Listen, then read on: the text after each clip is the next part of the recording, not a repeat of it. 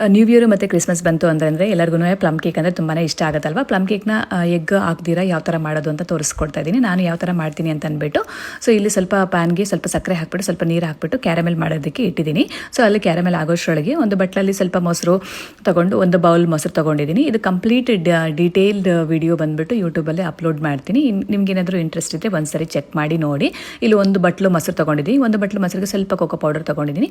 Cocoa powder ತೊಗೊಂಡು ಸ್ವಲ್ಪ ಮೈದಾ ಹಿಟ್ಟು ಅಂದರೆ ಫಸ್ಟ್ ಫ್ಲೋರ್ ಅಂತಲೂ ಹೇಳ್ತಾರೆ. ಸೊ ಇದನ್ನು ತಗೊಂಡು ಎಲ್ಲನೂ ಸ್ಟೇನ್ ಮಾಡ್ಕೋಬೇಕು, ಯಾಕಂದರೆ ಗಂಟು ಇಲ್ದಿರ ಬರುತ್ತೆ ಈ ಥರ ಸ್ಟೇನ್ ಮಾಡಿಕೊಂಡ್ರೆ.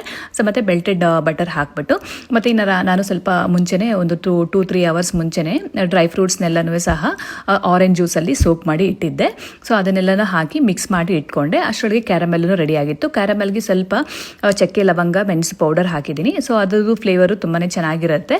ಸೊ ಹಾಗಾಗಿ ಇನ್ನು ನೀವು ಬೇಕಾದರೆ ವೆನಿಲಾ ಎಸೆನ್ಸ್ ಕೂಡ ಬೇಕಾದರೆ ಹಾಕ್ಕೊಳ್ಬೋದು. ನಾನಿಲ್ಲಿ ವೆನಿಲಾ ಎಸೆನ್ಸ್ ಏನೂ ಹಾಕಿಲ್ಲ, ಇದು ಫ್ಲೇವರ್ಡ್ ಆಗಿರುತ್ತೆ ಅಂತ ಅಂದ್ಬಿಟ್ಟು.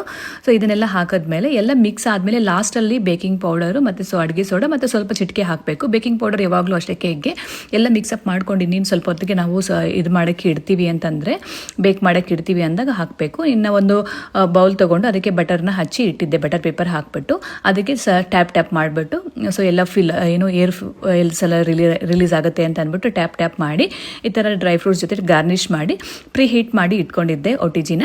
ಸೊ ಅದನ್ನು ಪ್ರೀ ಹೀಟ್ ಮಾಡಿ 10 ಮಿನಿಟ್ಸ್ ಪ್ರೀ ಹೀಟ್ ಮಾಡಿ ಸೊ 45 ಮಿನಿಟ್ಸ್ ಇಟ್ಟಿದ್ದೆ. 165 ಡಿಗ್ರೀಸಲ್ಲಿ ಇಟ್ಟಿದ್ದೆ. ಸೊ ಕೇಕನ್ನು ಸಹ ಚೆನ್ನಾಗಿ ರೆಡಿಯಾಗಿತ್ತು. ಮತ್ತು ಅದು ಬೇಕಾಗಿದೆ ಇಲ್ವಾ ಅಂತ ಚೆಕ್ ಮಾಡೋದಕ್ಕೆ ಒಂದು ಸ್ಪೂನು ಅಥವಾ ಕಡ್ಡಿನೋ ಹಾಕಿ ನೋಡಿದ್ರೆ ಏನು ಅಂಟಂಟಿಲ್ಲ, ಏನು ಇಲ್ದಿರ ಬಂದರೆ ಕೇಕ್ ರೆಡಿಯಾಗಿದೆ ಅಂತ ಅರ್ಥ. ಸೊ ಇನ್ನು ಅದಕ್ಕೆ ಮೇಲೆಗಡೆ ಸ್ವಲ್ಪ ಶುಗರ್ ಸಿರಪ್ ಹಾಕ್ಕೊಂಡಿದ್ದೀನಿ. ಸೊ ಇಲ್ಲಿ ಪ್ಲಮ್ ಕೇಕ್ ಮಾಡಬೇಕಂತಂದರೆ ರಮ್ ಯೂಸ್ ಮಾಡ್ತಾರೆ, ಈ ಥರ ಸ್ಪಾಂಜಿಯಾಗಿ ಬರಬೇಕು ಅಂತ ಅಂದ್ಬಿಟ್ಟು ನಾನಿಲ್ಲಿ ಶುಗರ್ ಸಿರಪ್ನ ಯೂಸ್ ಮಾಡಿದ್ದೀನಿ. ಸೊ ನಿಮ್ಗೇನಾದರೂ ಈ ಥರ ಇಂಟ್ರೆಸ್ಟ್ ಇದ್ದರೆ ಒಂದ್ಸರಿ ಟ್ರೈ ಮಾಡಿ ನೋಡಿ, ತುಂಬಾ ಚೆನ್ನಾಗಿ ಬರುತ್ತೆ, ಸಾಫ್ಟಾಗಿ ಸೇಮ್ ಅದೇ ಥರ ಅನಿಸುತ್ತೆ. ಟೇಸ್ಟೂ ಅಷ್ಟೇ ಅದೇ ಥರ ಇರುತ್ತೆ. ನೀವು ವೈನು ಮತ್ತು ರಮ್ ಎಲ್ಲ ಹಾಕಿ ಎಲ್ಲ ಮಾಡ್ತಾರಲ್ಲ ಅದೇ ಥರ ಇರುತ್ತೆ. ಎಗ್ ಹಾಕಿ ಮಾಡ್ತಾರಲ್ಲ ಆ ಥರನೇ ಇರುತ್ತೆ. ಬಟ್ ತುಂಬಾ ಸಾಫ್ಟಾಗಿ ತುಂಬಾ ಚೆನ್ನಾಗಿರುತ್ತೆ ಕೇಕು. ನೀವು ಒಂದ್ಸರಿ ಟ್ರೈ ಮಾಡಿ ನೋಡಿ. Thanks for watching.